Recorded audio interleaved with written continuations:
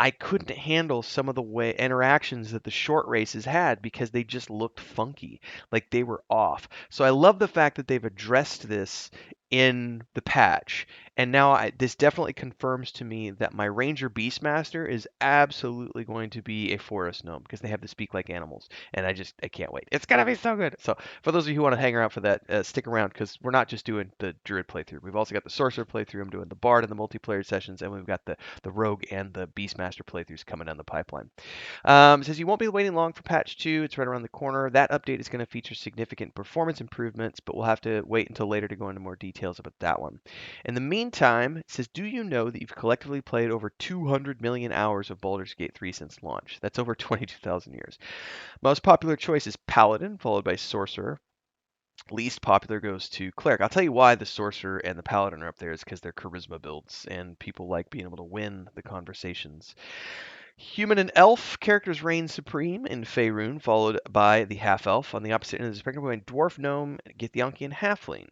Not exactly the most ethereal beauties of the realms, but still form a rad metal band. Nice. So here's the highlights. And again, I should say just spoiler alert because I'm going to click these things. So if you don't want things spoiled, walk away now. But I am going to click these to unveil what they're talking about. It says here, the Emperor will no longer leave you stranded in the Morphic Pool. Starting to use the boat to go to the Morphic Pool, sending that character camp, and then using another character to make the journey will no longer block you. Fixed a bug where listening in on conversations player one and then exiting the dialogue prematurely is result not being able to. Okay. With interact anything anymore. Oh, we saw that bug a couple times.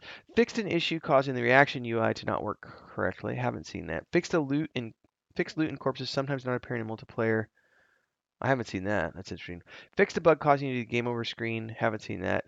Fixed the Helm of Arcane Acuity crashing the game. Also haven't seen that. Attacking an NPC during dialogue after being down will now get you arrested rather than giving you a game over screen. Huh. Fixed in issues where characters get fall. I haven't seen any of these other than the UI one. Which is really cool. Story flow and logic. There's a whole bunch of stuff here. Again, I'm not going to read through all of these because I feel like if you want to know everything, you can go read the patch notes on the forums because that's a huge list. If you don't know the Deuce Bigelow reference, I feel sorry for you. You need to go watch that movie immediately. Balance issues made gold bounties more generous. Increased players' hit point bonus in Explorer mode from 50% to 100%. Oh, so I play in Explorer mode, and I've gotten people who have been asking, why do you have so many more hit points compared to the normal mode? And I'm like, because I'm playing in Explorer mode. I don't need to be challenged. I'm here for the story. So my first playthrough is absolutely every game I ever play. First playthrough is always in story mode. Second playthrough is always in normal mode. So my sorcerer playthrough, which I'm slowly dabbling in Act 1 right now, and I'll be switching the live streams to that when I finish with the druid. That playthrough I'm playing on balanced mode. And also our multiplayer streams, which happen on Tuesdays at 3 p.m. Central. Those are also on balanced mode, and it's been really challenging. We've wiped a whole bunch of times. So if you haven't been watching those fail videos, make sure to check those out because I put up the fails as well as the wins from when I'm playing with Bubbleonia and Mujin. Um, Fixed the free cast tadpole power. Arcane Trickster's Mage Hand does not expire until destroyed. You no longer have multiple Mage Hands active at the same time. That's awesome. Shield reaction can no longer be used when silenced. That's cool. That was something I've noticed before. Fixed not being able to create 5th level spell. Okay, from sorcery points. That's good to know. I hadn't gotten there yet. College of Lore bards can now pick which additional skill proficiency they receive.